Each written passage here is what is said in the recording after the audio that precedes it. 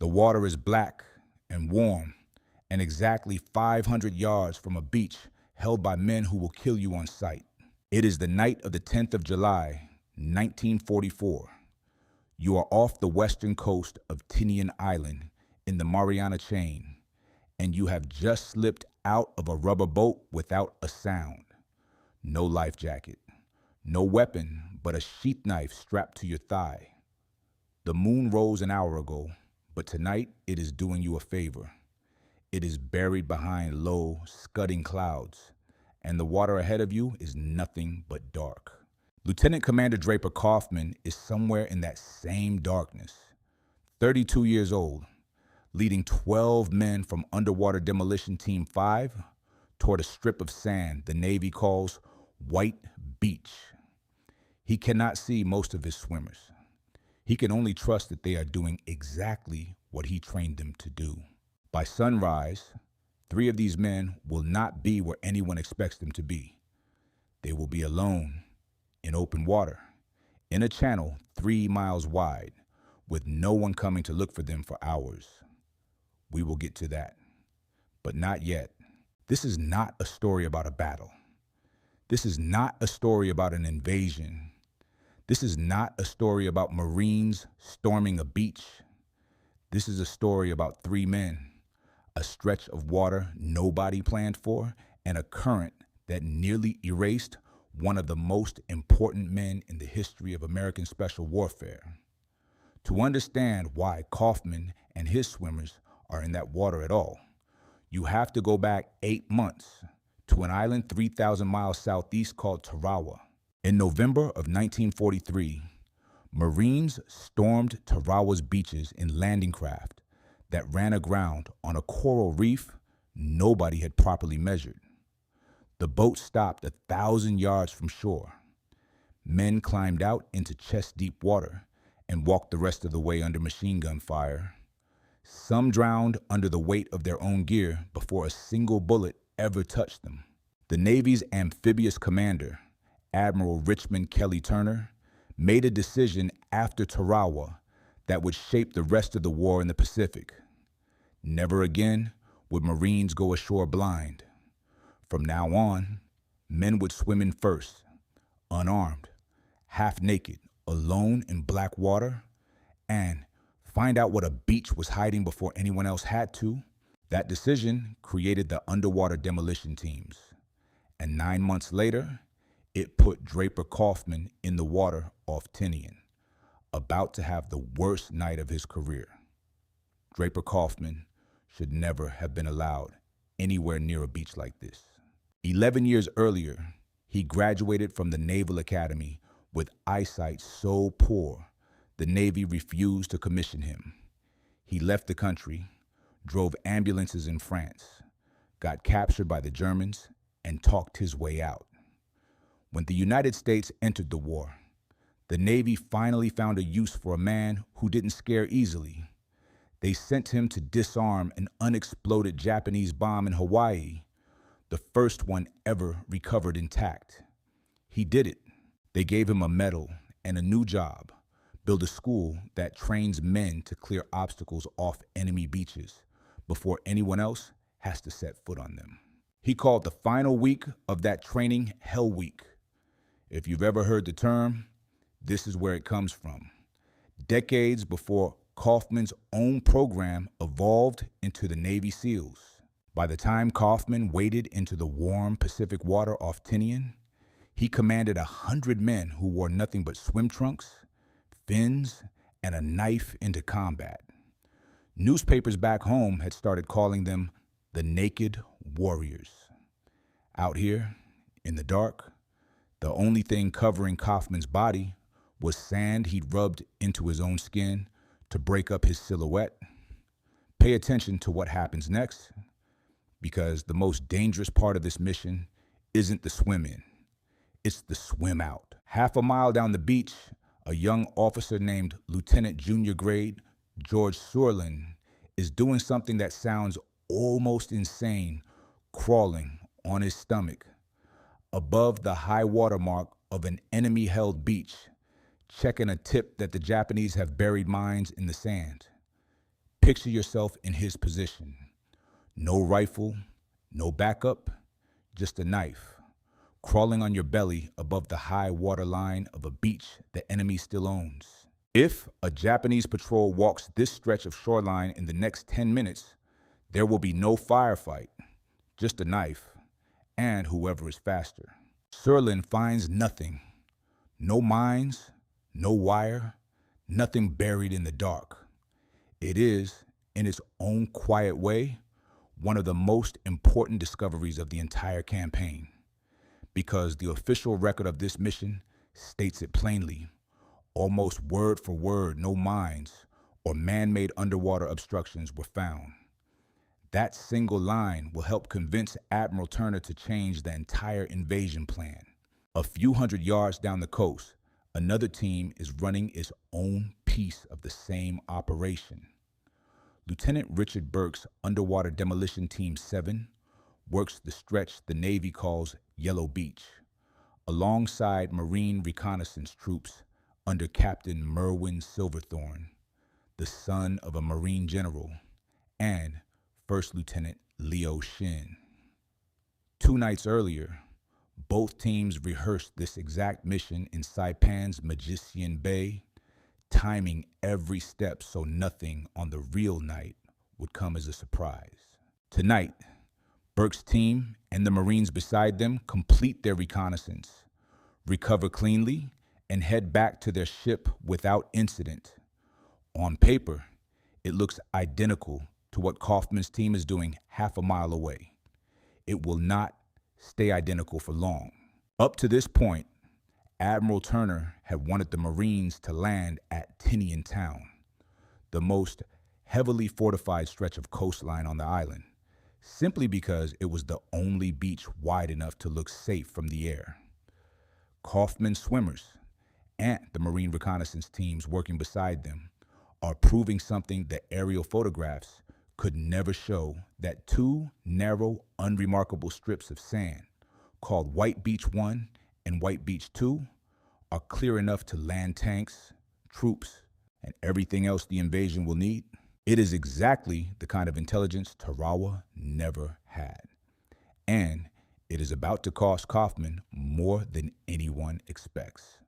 So, here's where we stand. The recon is going right. The Marines now know exactly where to land. 2 beaches, cleared, mapped, confirmed. But knowing where to land doesn't matter if the men who found that information don't make it back alive to report it. And as Kauffman's swimmers turn for the rendezvous point, the night is about to make sure that getting home is not going to be simple. And this is where it changes.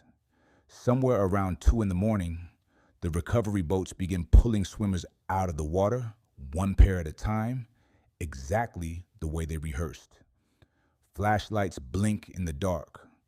Men kick toward the silhouettes of rubber landing craft, grab the gunnel, and roll in, soaked and shaking from hours in the water. On a normal night, this is the boring part of the job, the part nobody writes up in an after-action report because nothing happens. Tonight is not a normal night. If you've ever swum at night in open water, you know how fast your sense of direction disappears.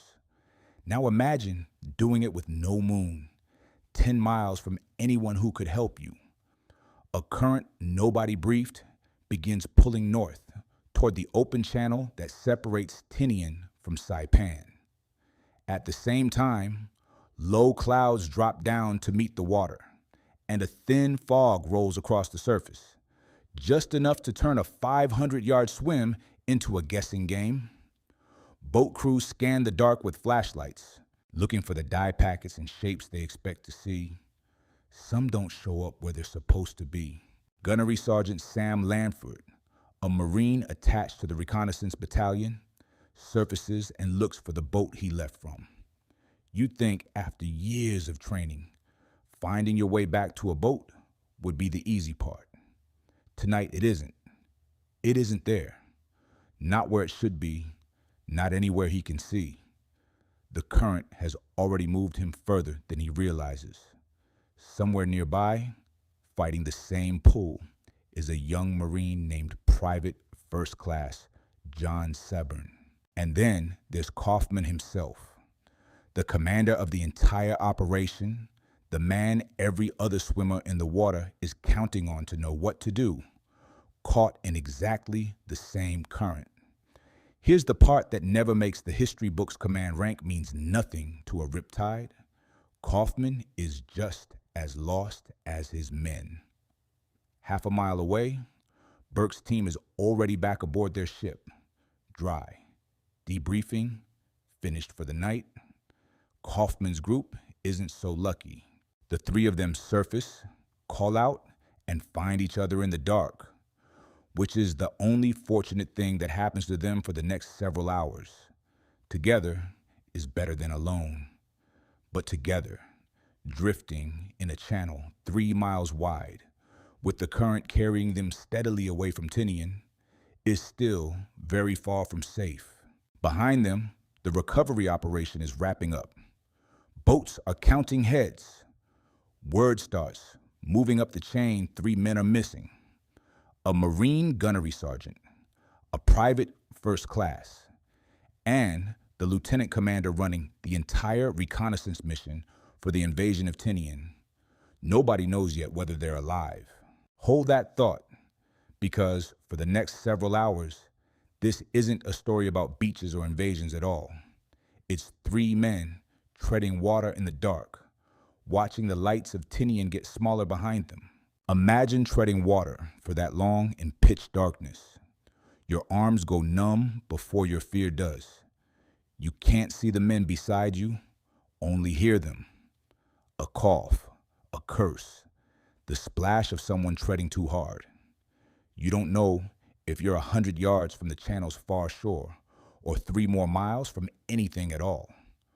All you have is the voice of the man next to you and the decision to stay close instead of swimming alone into water that doesn't care how senior you are. Kauffman, Lanford, and Saipan stay close together, which is the one decision keeping any of them sane. They take turns calling out, checking that the others are still moving, still breathing. There's no land to swim toward. The current that pulled them out of position is stronger than any of them, and fighting it directly will only burn through the energy they need to survive. So they do the only thing that makes sense. They stop fighting the channel and let it carry them, conserving whatever strength is left, watching the dark shoreline of Tinian fall away while the open water of the Philippine Sea waits somewhere ahead. 3 miles is the width of the channel between Tinian and Saipan. Beyond it is open ocean, and beyond that, nothing. No picket boats specifically searching for 3 bobbing heads. No search pattern. Nothing but black water in every direction. Back on the recovery boats, the math is getting worse by the minute. Sunrise is still hours away. The invasion is 2 weeks out, and the commander of one of the 2 teams responsible for clearing its beaches is somewhere in open water with 2 enlisted men, and nobody can say exactly where. There's one more detail that makes this worse. Nobody specifically sends a boat to search the channel. Word simply goes out that swimmers are missing, and the patrol craft already moving through these waters as a matter of routine are the only chance these 3 men have. One of those patrol craft is the USS Dickerson, a converted destroyer working as a high-speed transport, already assigned to support underwater demolition team operations throughout the Marianas Campaign. She'd carried frogmen into action at Saipan herself only weeks earlier. Sometime in the hours before dawn, her lookout spots something in the water that shouldn't be there. 3 heads, treading water, 3 miles from where any swimmer is supposed to be. The Dickerson's crew pulls Kauffman, Lanford, and Saipan out of the channel. The same one we mentioned at the very beginning of this video. The one that nearly erased a man who hadn't even fought his most famous battles yet. They are exhausted, sunburned, and almost certainly furious at the ocean. But they are alive, and within hours, the official record of Operation Forager notes their recovery and moves on to the next item, as if 3 men nearly disappearing into the Pacific were simply part of the job. For Draper Kauffman, this swim off Tinian turns out to be his last combat swim of the war. He's reassigned that September, promoted to full commander, and given an even bigger job, commanding underwater demolition teams across the entire Central Pacific. Within a year, he's leading frogmen through the surf at Iwo Jima and Okinawa, surviving an aerial attack that disables his own ship, and earning a second Navy Cross for his actions in the Marianas, the same campaign that very nearly took his life, in a channel nobody was watching. The Marines who land on Tinian's white beaches 2 weeks later face fierce resistance inland, but not the kind of reef disaster that killed so many men at Tarawa. Marine General Holland Smith would later call the entire operation the most perfect amphibious operation in the Pacific War. He never mentioned the 3 men who spent a night fighting a current instead of the enemy. Most accounts of Tinian don't either. So what do you take from a story that never even made it into most textbooks about Tinian first? The historical truth this reconnaissance worked. The intelligence Kauffman's team and George Serlin brought back convinced Admiral Turner to land at the narrow white beaches instead of the fortified town front. And it helped the United States avoid repeating the catastrophe of Tarawa less than a year earlier. Second, the human truth courage in this war didn't always look like a charge across open ground. Sometimes it looked like 3 exhausted men in black water, choosing to stay together instead of panicking alone, simply because that was the only good decision left to make. And third, the one that's harder to shake, this is not bad luck. This is not a training accident. This is not a footnote in a history book. This is the night the United States Navy nearly lost the man who would go on to build Naval Special Warfare before it ever had a name. The man history now calls the father of the Navy SEALs came within a few hours and a few miles of open ocean of drowning anonymously in a channel nobody was watching. Months before Iwo Jima, months before Okinawa, decades before anyone wore his training program's name with pride. Had you heard of Draper Kauffman before today? Most people haven't. And a 3-mile current almost made sure nobody ever would. Tell me in the comments if this is the closest call in military history you'd never heard of. Some men make history by surviving the battle everyone remembers. Kauffman made history by surviving the night nobody wrote down.